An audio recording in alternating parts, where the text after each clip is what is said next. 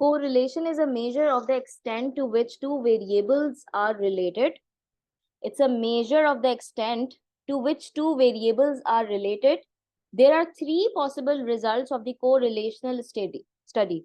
A positive correlation, a negative correlation and no correlation at all. तो सबसे पहली बात तो ये कि correlation जो है ना वो आपको दो variables का बेसिकली कनेक्शन बता रहा होता है या वो किस तरह से इंटरलिंक्ड है आपस में। दो वेरिएबल्स जैसे हो गया x और y, सही है। अब वो दो वेरिएबल्स कैसे इंटरलिंक्ड हैं वो ये बता रहा होता है, सही है। तो अब इसकी एक एग्जांपल आपको देते हैं। जैसे कि फॉर एग्जांपल आपके पास कोई भी दो चीजें हैं और वो आपस में इंटरलिंक्ड हैं, तो क्या वो पॉजिटिवली इंटरलिंक्ड है, क्या वो नेगेटिवली इंटरलिंक्ड है, या उनके बीच में कोई रिलेशन ही नहीं है, ठीक है। ये हमें पता बताता है ये कोरिलेशन। और कोरिलेशन हम जो है वो स्कैटर डायग्राम के थ्रू शो करते हैं। स्कैटर डायग्राम आप बनाते हो ग्राफ्स पर जो कि शो करता है कोरिलेशन, क्योंकि ग्राफ पर भी आपका एक एक्स एक्सिस होता है और एक वाई एक्सिस होता है। तो एक्स एक्सिस जो होता है वो आपको किस तरह से वाई के साथ रिलेट कर रहा है वो बताता है। वो सारा विजुअल रिप्रेजेंटेशन जो होती है ना, जो विजुअल रिप्रेजेंटेशन होती है वो स्कैटर डायग्राम करता है, ठीक है। तो अगर मैं आपको एक बहुत ही रियल लाइफ एग्जांपल दूं पॉजिटिव कोरिलेशन की, जैसे आप ये देख रहे हो पॉजिटिव कोरिलेशन की लाइन कैसे बनती है। ये जो लाइन है ये पॉजिटिव ग्रेडियंट वाली लाइन है। पॉजिटिव ग्रेडियंट यानी कि this line is going upwards, ठीक है, the slant line is going upwards. तो अपवर्ड्स का मतलब ये है कि लेट्स से ये एक्स एक्सिस पर है और ये वाई एक्सिस पर एक पॉइंट है। फिर इस तरह से ये वाला एक्स एक्सिस पर एक्स एक्सिस का पॉइंट बढ़ गया, ठीक है, एक्स बढ़ा तो वाई भी बढ़ा। इस तरह से ये वाला पॉइंट देखो अगेन, यहाँ पर सपोज x1 है या 2 है या 3 है, या y1 है या 2 है या 3 है, तो ये देखो ये y भी क्या हो गया, y भी बढ़ गया।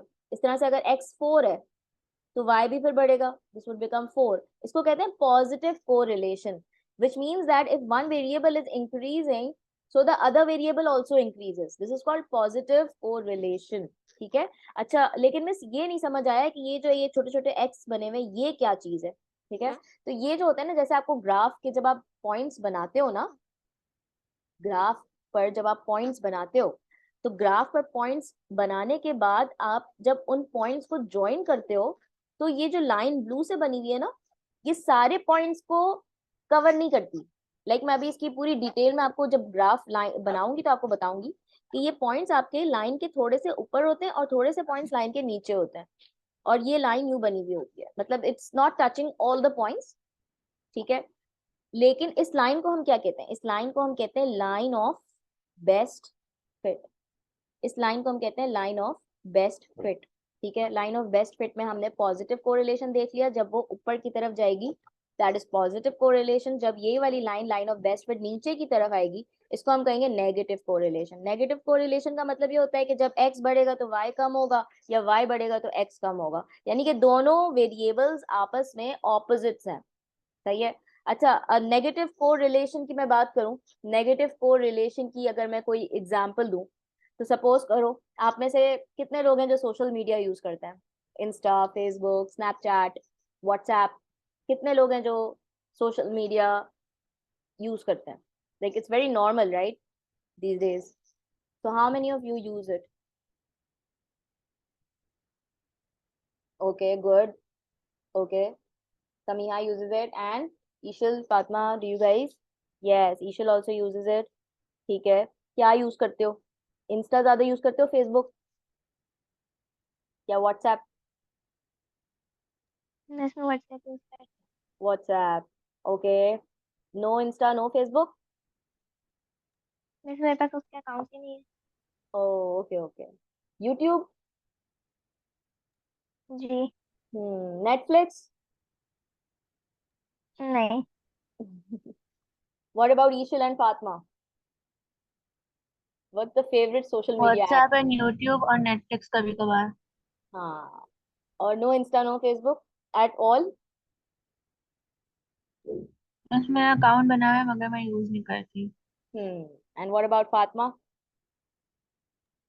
नहीं वही इशू जैसा। अच्छा देखो, यहाँ पर नेगेटिव कोरिलेशन की एग्जांपल बहुत सिंपल सी है।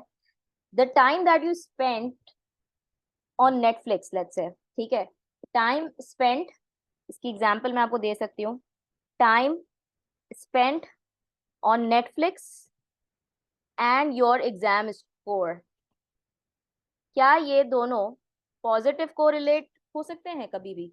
आप जितना ज्यादा टाइम दोगे उतना ज्यादा एग्जाम स्कोर आएगा क्या?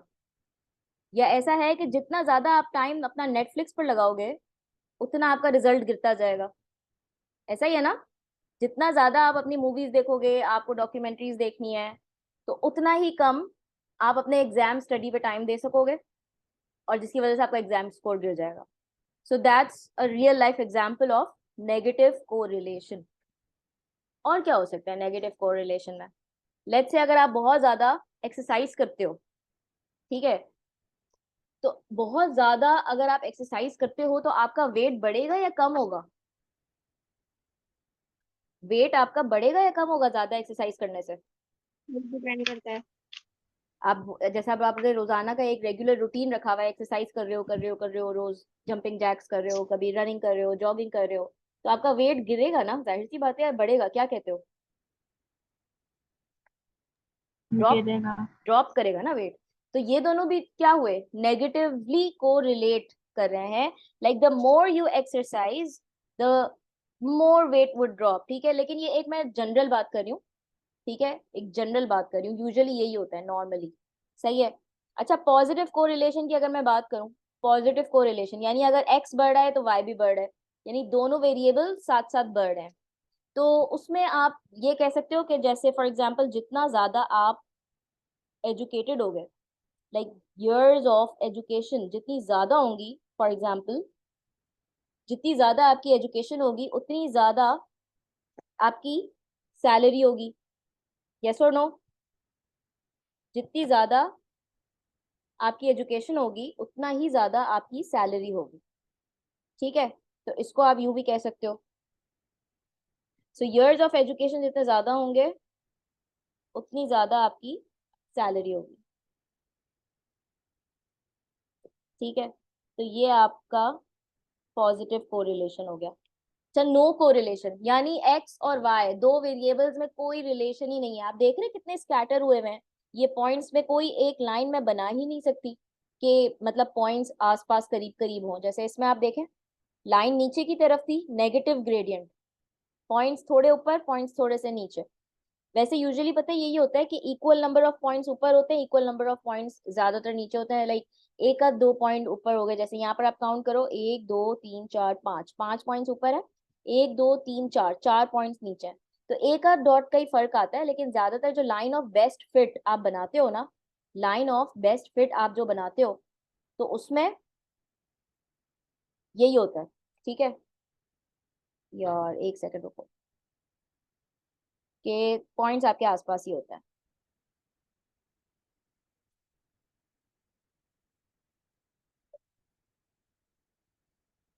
So that's how it is. ठीक है। अच्छा, अगर मैं नो कोरिलेशन की बात करूं, नो कोरिलेशन, तो नो कोरिलेशन की कोई एग्जांपल आप दे सकते हैं रियल लाइफ, कोई भी चीज? कुछ समझ आ रहा है? दो चीजें जिनका कोई रिलेशन ही नहीं है, मतलब जैसे बिल्कुल अलग। सोचो। मेरा भाई और पढ़ाई। Yes, that could be one of the examples. और कोई एग्जांपल? देखो, ice cream sales and shark attacks, क्या इनका कोई लिंक है? क्या इनका कोई लिंक है? नो कोरिलेशन, है ना? और क्या हो सकता है? शू size, shoe size and salary, जितना बड़ा जूता उतनी बड़ी क्या सैलरी मिलेगी? ऐसा होता है? नहीं होता है ना ऐसे। ठीक है, so there is no correlation, there is no link between these two things, so that's how you can make maths interesting, I think. और मुझे बड़ा मजा आता है इस तरह मैथ्स पढ़ने में, और मैं बहुत इंजॉय करती हूँ, एंड आई होप आप भी इंजॉय कर रहे हैं। तो इसी तरह से आपने ये चीजें आपको याद रहेंगी। आपने आई होप ये एग्जांपल्स नोट डाउन कर लिए हैं, ताकि आप जब भी रिवाइज करो आपको याद आ जाए कि मिस ने पॉजिटिव कोरिलेशन का मतलब क्या बताया था, नेगेटिव कोरिलेशन का मतलब क्या बताया था, और नो कोरिलेशन का मतलब मिस ने क्या बताया था। ठीक है, तो कोरिलेशन हमने सबसे पहले क्या पढ़ा कि क्या होता है। सबसे पहले तो कोरिलेशन होता है, मेजर होता है of the extent to which two variables are related. दो वेरिएबल्स किस हद तक आपस में रिलेटेड हैं, किस हद तक। बहुत ज्यादा अगर रिलेट कर रहे हैं, लाइक अगर एक वेरिएबल बढ़ रहा है तो दूसरा वेरिएबल भी उसके साथ साथ बढ़ रहा है, that is positive correlation. Negative correlation होता है अगर एक वेरिएबल बढ़ रहा है दूसरा वेरिएबल गिर रहा है, ड्रॉप हो रहा है, दैट इज नेगेटिव कोरिलेशन।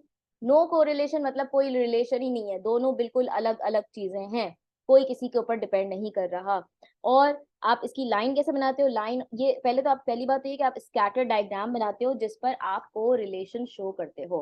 अच्छा, सीआई सिलेबस में कोरिलेशन का जो टॉपिक था वो नहीं था, और वो 2018 के अंदर ये वाला जो है वो आपका ऐड हुआ है। ठीक है, तो अब आप जब पास्ट पेपर्स वगैरह का भी आप सॉल्व करेंगे तो आपको कोरिलेशन टॉपिक के जो भी क्वेश्चंस हैं वो 2018 के बाद मिलेंगे, जो नया टॉपिक ये जो आया है, ठीक है, 2018 के बाद। सो स्कैटर डायग्राम हमने पढ़ ली। लाइन ऑफ बेस्ट फिट के बारे में मैंने आपको बताया कि लाइन ऑफ बेस्ट फिट आपने किस तरह से बनानी है। लाइन ऑफ बेस्ट फिट बनाने का तरीका ये होता है कि आप सबसे पहले तो पॉइंट्स लेबल करते हो, और पॉइंट्स लेबल करने के बाद आप एक लाइन अपने रूलर को रख के ऐसे बनाते हो कि इक्वल नंबर ऑफ पॉइंट्स ऊपर की तरफ आए, इक्वल नंबर ऑफ पॉइंट्स नीचे की तरफ आए। हाँ, एक दो पॉइंट्स ऊपर ज्यादा हो सकते हैं या नीचे ज्यादा हो सकते हैं, एक दो पॉइंट से कोई फर्क नहीं पड़ता, लेकिन कोशिश ये होती है कि आपके बिल्कुल इक्वल हो। इसके अलावा आप एक और चीज याद रखेंगे लाइन ऑफ बेस्ट फिट बनाते हुए कि जैसे ये जरूरी नहीं है कि आप ये ओरिजिन से ही पास करो। ये लाइन आप देख रहे हैं,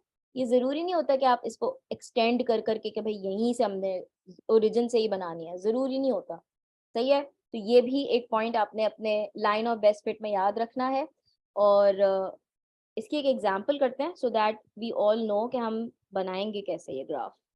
So let's start with